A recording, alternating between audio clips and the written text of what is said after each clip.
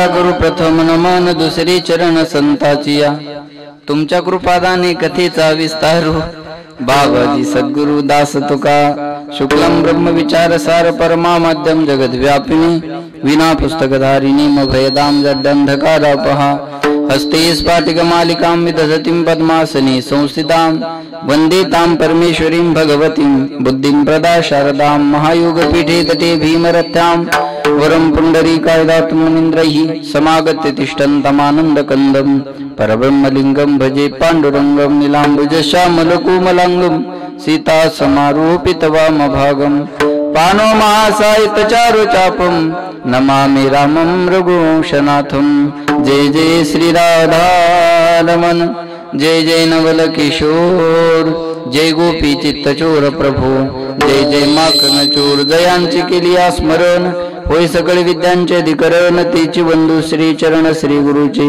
ते नमस्कारून आता याजसाठी केला होता टहास शेवटचा दिस किंवा दिवस गोड व्हावा आता निश्चिंतीने पावलो विसावा कुंटलिया धावा तृष्णेची या प्रस्तुत प्राप्त प्रसंगी प्राप्त स्थळी चिंतन रूपी सेवे करता निवडलेला अभंग याचे यावत भूतलावर जन्माला आलेल्या जडजीवाचा उद्धार करण्याकरिता आपला देह अखंड जिजिवणारे वितराग संपन्न पंचमीत निर्माते महाराष्ट्र भूषण देवनिवासी जगद्गुरु जगदवंदनीय सकल कंठभूषित ज्ञानेश्वरी जगद्गुरु तुकोबाराय यांचा उत्कृष्ट असा चार चरणाचा आपला शेवट कशाने गोड झाला हे प्रतिपादन करणारा अभंग सेवेकरता निवडलेला आहे। या अभंगावर यथामती यथावकाश जशी जमेल अशा प्रकारे अल्पशा वेळेमध्ये सेवा करण्याचा प्रयत्न करूयात। सेवेपूर्वी अल्पसा परिहार द्यायचा तो म्हणजे असा कैलासवासी गवळनाका रघुनाथ तांदळे यांच्या प्रथम पुण्यस्मरणानिमित्त आपण सर्वजण या ठिकाणी जमलेले आहोत आणि त्या निमित्ताने ही कीर्तनाची सेवा या परिवाराच्या विनंतीला मान देऊन त्यांचे दोनही सुपुत्र राजेंद्र दादा बालासाहेब दादा आणि दोन मुली विजयाताई लताताई आणि त्यांचे नातू दीपक दादा या सर्वांच्या विनंतीला मान देऊन आणि आमचे परमार्थ प्रेमी जीवाच्या वाडीचे महाराजाला जीव लावणारे आमचे गोविंद दादा यांनी फोन केला म्हणे महाराज तुम्हाला यावं लागतं आणि त्यांच्यामुळं ही सगळी मैफिल या ठिकाणी जमलेली आहे। त्याच्यानंतर तांदळे बाबांचाही फोन झाला म्हणजे आमच्या गावाला तुम्हाला यायचंय म्हटलं बाबा नक्की येतो म्हणून या सर्वांच्या विनंतीला मान देऊन तुमच्या दर्शनाचा योग आलेला आहे। त्यानिमित्तानं महाराष्ट्रातील नामवंत मृदंग वादक आणि तुमच्या भागाचं भूषण वैभव असणारे नामवंत म्हणायचं कामच नाही आता आपण ऐकलेलंच आहे की नाभिषेको सिंहस्य सिंहाचा कधी राज्याभिषेक करायची गरज नसते हा जंगलचा राजा आहे तो त्याच्या कर्तृत्वानं राजा होत असतो तसं महाराजांचं कर्तृत्व खूप मोठं आहे असे महाराष्ट्रातील नामवंत दिग्गज मृदंग वादक हरिभक्त परायण अरुण गुरुजी कदम यांच्यासाठी एकदा जोरदार टाळ्या वाजवा। त्याचबरोबर आमच्या जिल्ह्याचं भूषण वैभव महाराष्ट्रातील नामवंत गायक ज्यांचा आपल्या गावाला मागे बऱ्याच वर्षापूर्वी येणं एकदा झालं त्याच्यानंतर आता हा योग आलेला आहे हरिभक्त पारायण बालाजी महाराज सुरेगावकर त्यानंतर हरिभक्त पारायण संगीत विशारद आमच्या जिल्ह्याचं दुसरं भूषण भजन सम्राट आमचे संभाजी महाराज ज्यांच्या गावाचंच नाव बळेगाव आहे की नाही मग ना गाण्यात पण बळ असतच ना आहे की आणि यांच्या गावाचं नाव सुरेगाव आहे मग सुरा असणारच आहे ना महाराज आहे की म्हणून बळेगावकर महाराज या ठिकाणी उपस्थित आहेत केशव महाराज आहेत पांचाळ महाराज आहेत आदी करून सुभाष महाराज आहेत आमचे परमार्थ प्रेमी बालासाहेबावर नितांत प्रेम करणारे आमचे तात्याराव लहानकर ते सुद्धा या ठिकाणी उपस्थित आहेत सर्वांना धन्यवाद। मस्तक हे पायावरी या वारकरी संतांच्या ज्यांची सुंदर अशी साऊंड सिस्टीम आहे लगेच चेहरा पडला होता त्याचा पण लक्ष गेलं माझं हरिभक्त पारायण आमचे दत्ता भाऊ आणि शूटिंग वाले दादा अतिशय सुंदर बरं का सर्वांसाठी एकदा जोरदार टाळ्या वाजवा सर्वांना धन्यवाद आणि सेवेला सुरुवात।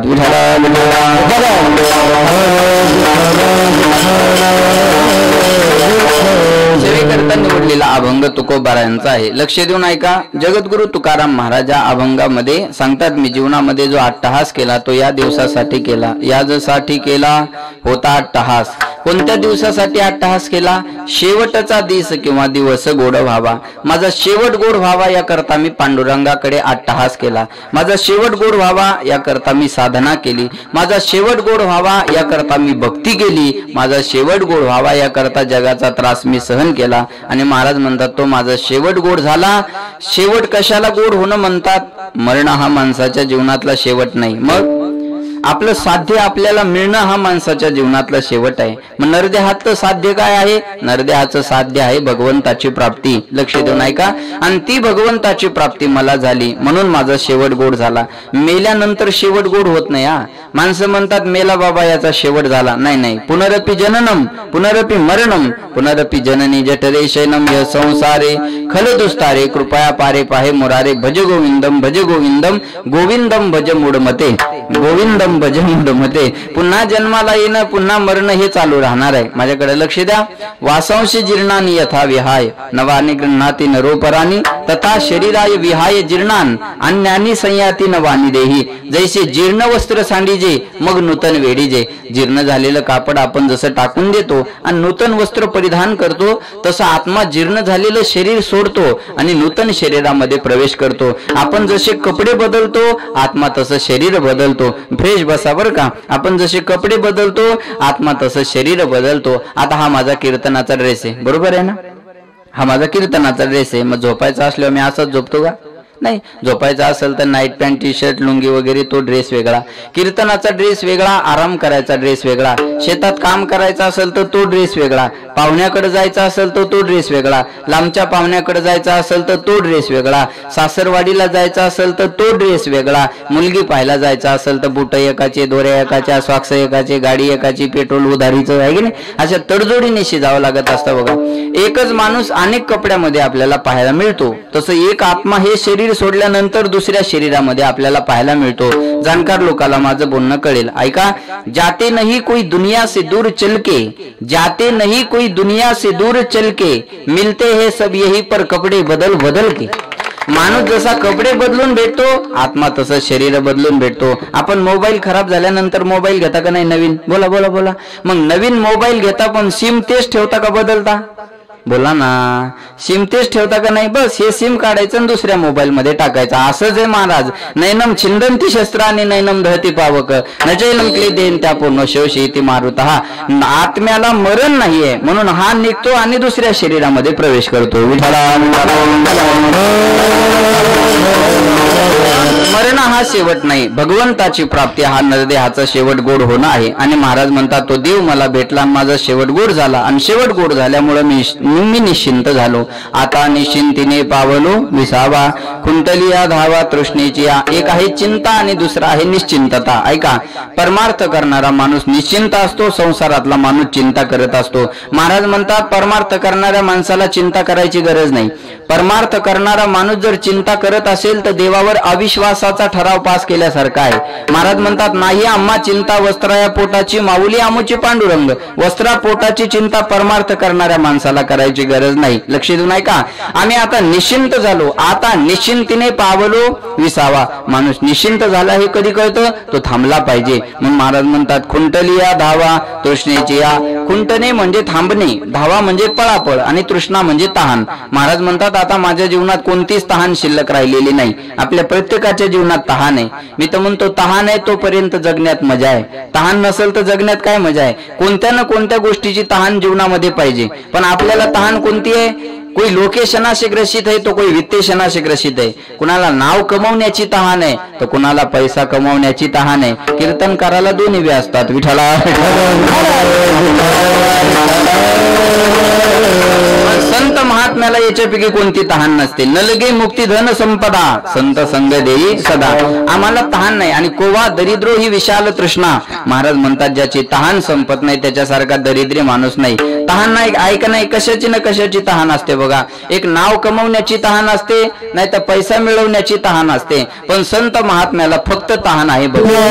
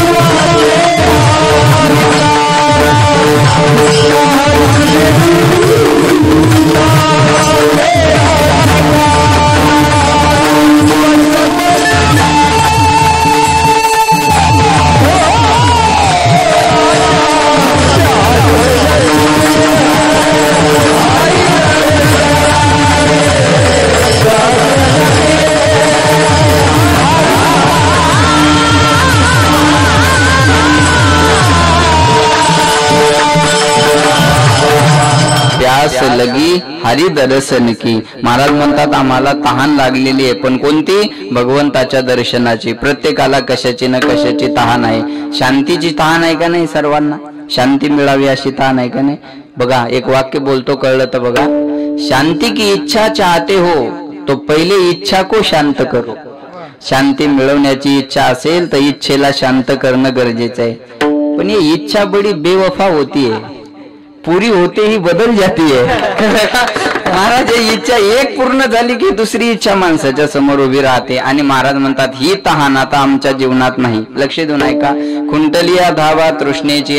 लोक म्हटले ही क्रांती तुमच्या जीवनात घडली ती कशानं? महाराज म्हणले कवतुक वाटे झाली या वेचाचे, नाम मंगळाचे तेने गुणे. भगवंताच्या मंगल नामानं एवढी मोठी क्रांती केली. काय क्रांती केली ऐका. ज्या मुक्तीसाठी लोक रात्रंदिवस धडपड करतात, महाराज म्हणतात ती मुक्ती आता आमची नवरी झाली. तुका म्हणे मुक्ती परनिली नवरी, आता दिवसचारी खेडी मेडी. आता मुक्ती नवरी झाल्यावर टेन्शन आहे का? बोला बोला बोला. मुक्ती नवरी झाल्यावर टेन्शन आहे का? जातीचं प्रमाणपत्र मिळवायचं असेल तर सरपंचाच्या घरी जावं लागेल. असला मूडवर तर देईल, नाही तर सांगत नंतर या. पण बायको सरपंच झाल्यावर टेन्शन आहे का? बोला ना. बायको सरपंच झाल्यावर टेन्शन घ्यायची काय गरज? पैशाची चिंता सर्वांना आहे, बरोबर आहे. पैशाची चिंता सर्वांना आहे. पण लक्ष्मी पायाची दासी झाल्यावर पैशाची चिंता करायची गरज आहे का? पाय लक्ष्मीचे हाती तिशी यावे काकुलती. महाराज म्हणतात एकदा लक्ष्मीचा आणि भगवान विष्णूचा संवाद सुरू झाला. ऐका बरं. आपण ज्या लक्ष्मीसाठी काकुलती येतो ती लक्ष्मी देवाचे पाय दाबायला काकुलती येते. आदमी कब तक धन के पीछे भागता है, जब तक उसका निधन नहीं होता है तब तक धन के पीछे भागता है. ऐका. माणूस आयुष्यभर धन धन धन धन धन करत राहतो, पण मेल्यावर पत्रिकेवर निधन लिहावं लागतं, एवढं लक्षात ठेवा.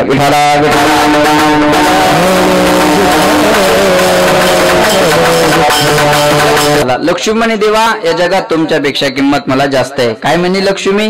लक्ष्मी आहो. लक्ष्मी काय म्हणे? मी आहे म्हणून बरं आहे, नाही ती एखादी पळून गेली असती. सर्वच बाया नवऱ्याला असं म्हणतात मी आहे म्हणून बरं आहे, नाही ती एखादी पळून गेली असती. मग नांदली कोणती असती? तो प्रश्न अजून शिल्लक आहे, तो सुटला नाही. लक्ष्मी म्हणे देवा या जगात तुमच्यापेक्षा किंमत मला जास्त आहे. भगवंत म्हणले बोलून दाखवू नको, मला सिद्ध करून दाखव. आहे की नाही? लक्ष्मी म्हणे वेळ प्रसंगी मी तुम्हाला ते सिद्ध करून दाखवेल. आणि ऐका. एक दिवस एक प्रेत यात्रा चालली होती. लक्ष्मी मातेने त्या प्रेत यात्रेवर पैशाचा पाऊस पडायला सुरुवात केली. प्रेत यात्रेवर जसा पैशाचा पाऊस पडत असताना लोकांनी पाहिला. लोकांनी प्रेताला सोडून दिलं आणि पैसे जमा करायला लागले. बोलत चला. प्रेत यात्रेवर पैशाचा पाऊस पडत असेल तर प्रेताला धरून कोणी राहणार आहे का हो? बोला ना बोला ना बोला ना बोला ना. नाही. जाऊ द्या प्रेत यात्रेचं. इथं जर पैशाचा पाऊस पडायला सुरुवात झाली तर तुम्ही कीर्तन ऐकाल का? बोला. तुम्ही ऐकाल का नाही हा नंतरचा भाग आहे. मी करेलच का नाही हा पहिला मुद्दा आहे. मी करेलच का नाही हा पहिला मुद्दा आहे. महाराज मी काय तुकाराम महाराज थोडाशी, बरोबर आहे. सर्व माणसं पैसे जमा करायला लागले. लक्ष्मी म्हणे देवा ही माझ्या जगातली किंमत आहे. मेलेल्या माणसाला सोडलं लोक पैसे जमा करायला लागले, ही माझ्या जगातली किंमत आहे. भगवंत म्हणले लक्ष्मी तुझी किंमत मला कळाली. मेलेल्या माणसाला सोडून लोक पैसे जमा करायला लागले इथपर्यंत तुझी किंमत आहे. पण एक माणूस पैसे पाहून उठला नाही ग. म्हणे कोण? जो प्रेत म्हणून पडलेला आहे, जो मरून पडलेला आहे, तो पैसा पाहून उठला नाही, पैशाच्या मागे पळालाही नाही. लक्ष्मी म्हणे देवा तो कसा पैशाच्या मागे पळणार? भगवंत म्हणले का? लक्ष्मी म्हणे देवा त्याच्यात रामच राहिला नाही, त्याला पैशाची किंमत काय करणार? भगवंत म्हणले उत्तर मिळालं असेल ना तुला का देऊ? मी शरीरात आहे तोपर्यंत तुला कोणीतरी विचारणार आहे. मी शरीरातून निघून गेल्यावर तुझी कवडीची सुद्धा किंमत या जगात नाही. आप मर गई डूब गई दुनिया. किती पैसे दिल्यानंतर जीवनाचा एक श्वास विकत घेता येईल? बोला. किती पैसे दिल्यानंतर जीवनाचा श्वास विकत घेता येईल? नाही. महाराज म्हणून म्हणतात ना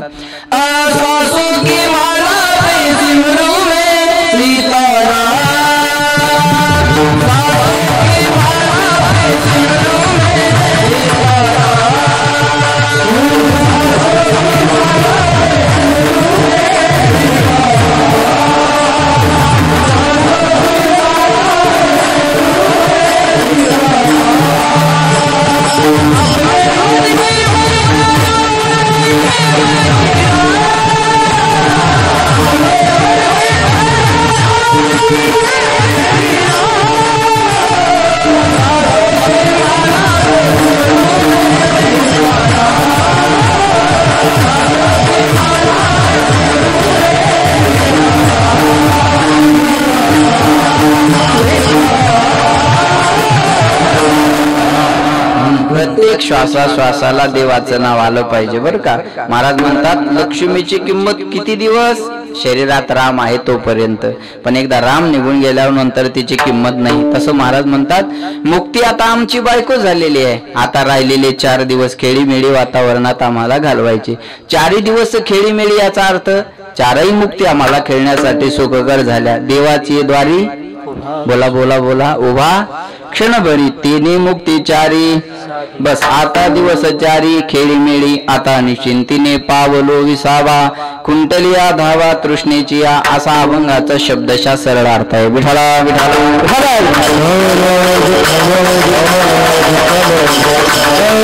प्रत्येक माणसाच्या जीवनातले 2 दिवस महत्वाचे असतात बघा. बोलत चला, एक येण्याचा दिवस आणि दुसरा बोला ना जाण्याचा दिवस. ज्याला येण्याचा दिवस मिळाला त्याला जाण्याचा दिवस निश्चित मिळत असतो.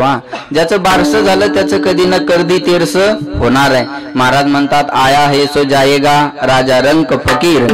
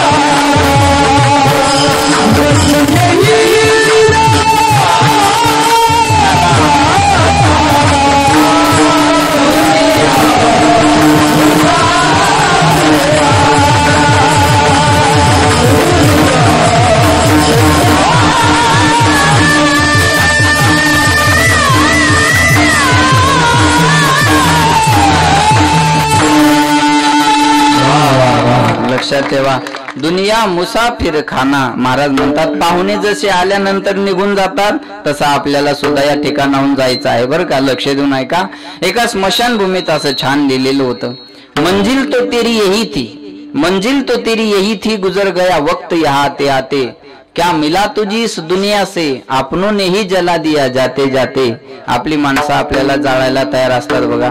ए मौत तेरे इरादे नेक है, शमशान में गरीब और आमिर का बिस्तर एक है.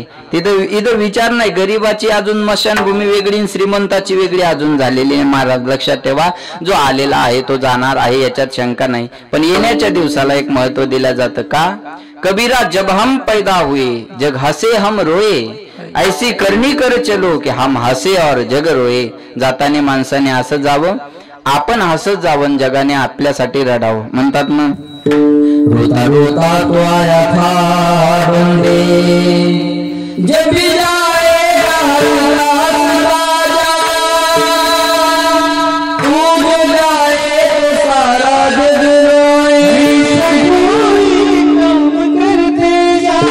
रोता रोता तो आया था बंदे, जब जाएगा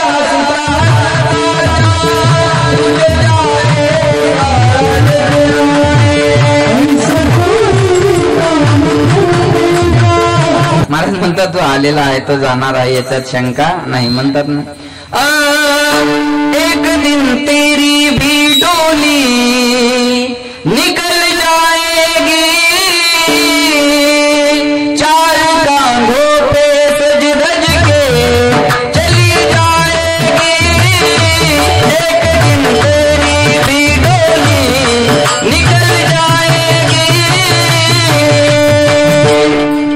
चौघाच्या खांद्यावर आपली पालखी जाणार आहे. एक पाहत असा एकाची दहने सावध त्या गुन्हे काढी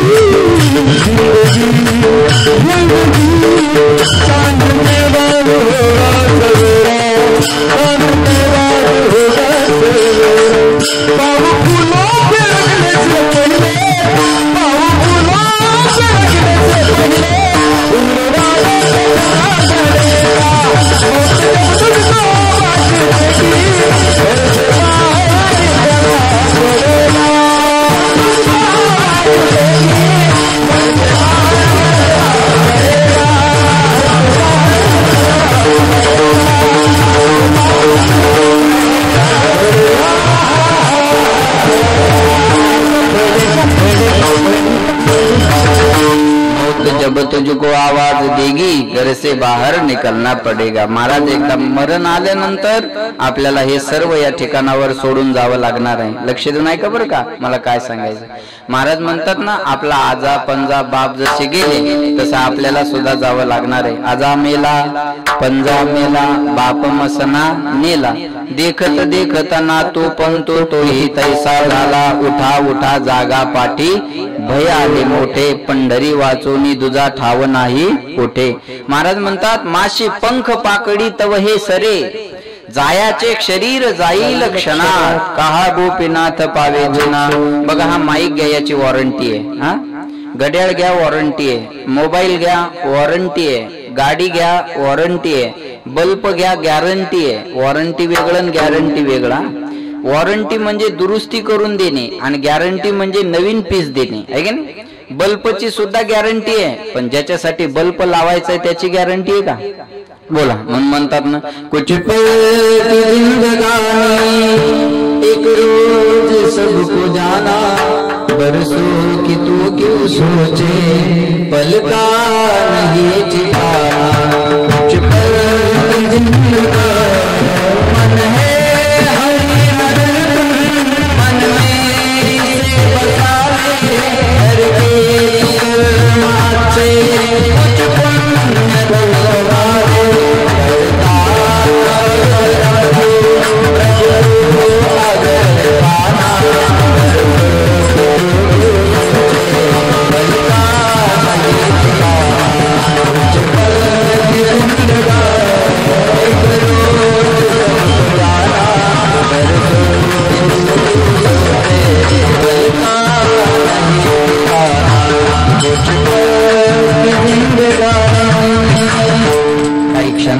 माणसाचं जीवन आहे पण येण्याच्या दिवसाला एक महत्व दिलं जातं आणि जाण्याच्या दिवसाला एक महत्व दिलं जातं. मग जगायचं कसं ऐका.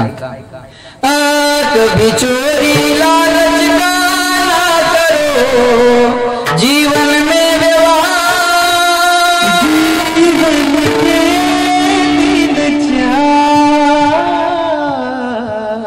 ये बात की हानि है आजना बूझे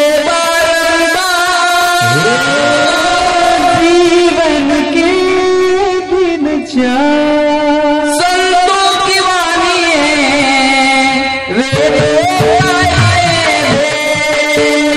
जिस दाल में खाओ ये सत्य जो जाना हो गया उसका बेड़ा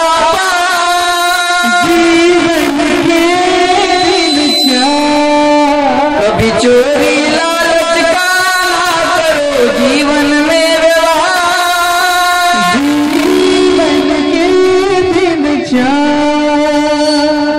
लक्षात ठेवा काही क्षणात हे जीवन आहे महाराज. मग जाणं तर प्रत्येकाला आहे मग जाणं कुणासारखं असावं बघा बरं का. मरण तर प्रत्येकाला येणार आहे याच्यात शंका नाही. मास्क लावलं तरी मरणार सॅनिटायझर वापरलं तरी मरणार, लस घेतली तरी मरणार, कीर्तन केलं तरी मरणार, गायन केलं तरी मरणार, कीर्तन ऐकलं तरी मरणार, कीर्तन बंद पाडलं तरी मरणार, चांगलं वागलं तरी मरणार, वाईट वागलं तरी मरणार, सप्ताह केला तरी मरणार, सप्ताह बंद पाडला तरी मरणार, सप्त्यात वर्गणी दिली तरी मरणार, त्याच्यातली दाबली तरी कळलं का माझं म्हणणं? मरणार इथं कॉम्प्रोमाइज होत नाही, मरणार मरणार मरणार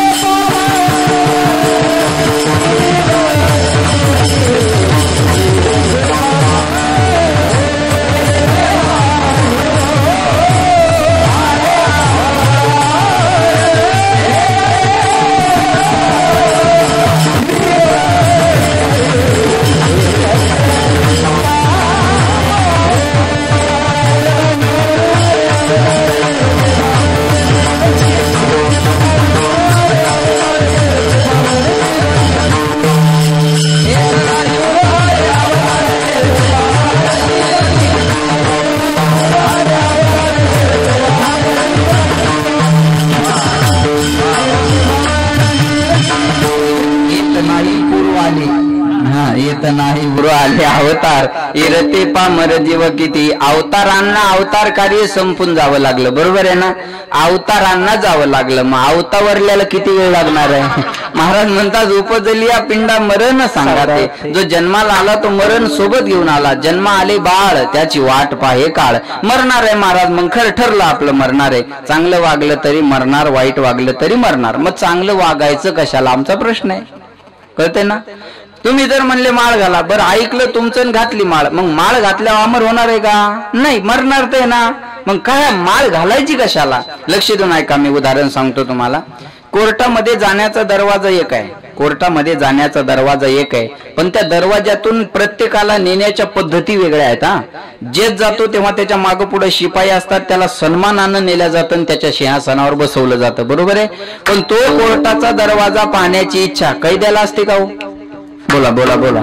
त्याला तो दरवाजा पाहण्याची इच्छा नसताना हातकडी लावून त्याला त्याच्या मनाविरुद्ध त्याच दरवाजातून नेल्या जातं. फरक एवढाच आहे, मृत्यूचा दरवाजा एक आहे, पण संत महात्मे जेव्हा जातात, जेव्हा जगाचा मालक त्यांना सन्मानानं घेऊन जातो आणि आपल्याला आपली इच्छा नसताना आपल्या मनाविरुद्ध हातकडी लावून घेऊन जातो. फरक एवढाच आहे महाराज.